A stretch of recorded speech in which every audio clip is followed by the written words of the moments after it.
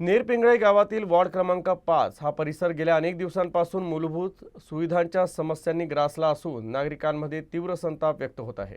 गावाचं कामकाज ग्रामपंचायती अंतर्गत चालत असताना पाणीपुरवठा, रस्ते, नाल्या आणि साफसफाई ही जबाबदारी ग्रामपंचायतीची आहे। मात्र असं असतानाही या परिसरात कोणतीही ठोस कारवाई झाली नाही असा आरोप नागरिकांनी केला आहे। गावाचं कामकाज ग्रामपंचायती अंतर्गत चालत असताना पाणीपुरवठा, रस्ते, नाल्या, साफसफाई ही जबाबदारी ग्रामपंचायतीची असतानाही या परिसरात कोणतीही ठोस कारवाई झालेली नाही असा आरोप नागरिकांनी केला आहे।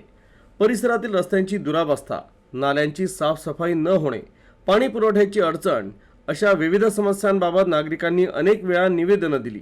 मात्र मागण्या पूर्ण न झाल्यानं अखेर नागरिकांनी येणाऱ्या पंचायत समिती आणि जिल्हा परिषद निवडणुकांवर बहिष्कार टाकण्याचा इशारा दिला आहे। दरम्यान ग्रामसेवक विनोद मनवर यांनी येत्या 10 तारखेपर्यंत परिसरात पाणीपुरवठा उपलब्ध करून देण्याचं आश्वासन नागरिकांना दिलंय। मात्र आश्वासनांची प्रत्यक्ष अंमलबजावणी न झाल्यास आंदोलन अधिक तीव्र करण्याचा इशारा नागरिकांनी दिलाय। च्या वार्डामध्ये गेल्या अनेक वर्षापासून इथे नाल्या, रोड, पिण्याचे पाणी तसेच स्ट्रीट लाईट अशा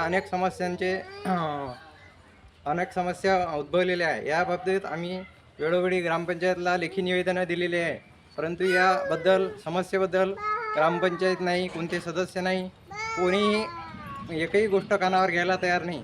तरी आम्हाला आमच्या वार्डातील नाल्या, रोड, पिण्याचे पाणी, स्ट्रीट लाईट या समस्या सोडवण्यात यावी अशी मी आवाहन करतो।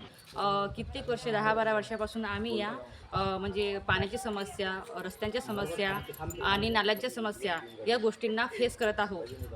कित्येक दिवस झाले म्हणजे नगरपंचायतीमध्ये पण लेखी आवेदने आम्ही जाहीर केलं आहे, पण तरी हां ठीक आहे, ग्रामपंचायतीमध्ये लेखी निवेदन आम्ही जाहीर केलेले आहे, पण तरीही त्याची कोणी दखल घेतलेली नाही आहे। तरी येणाऱ्या निवडणुकापूर्वी आमची ही म्हणजे नाल्याच्या समस्या, रस्त्यांच्या आणि पाणी पिण्याची समस्या जी आहे नळाची, ती पूर्णपणे व्यवस्थित व्हावी ही नम्र विनंती। तर मेंबर लोक इथं येते, ग्रामसेवक साहेब येते, सरपंच मॅडम असताना सरपंच मॅडमले फोन लावले।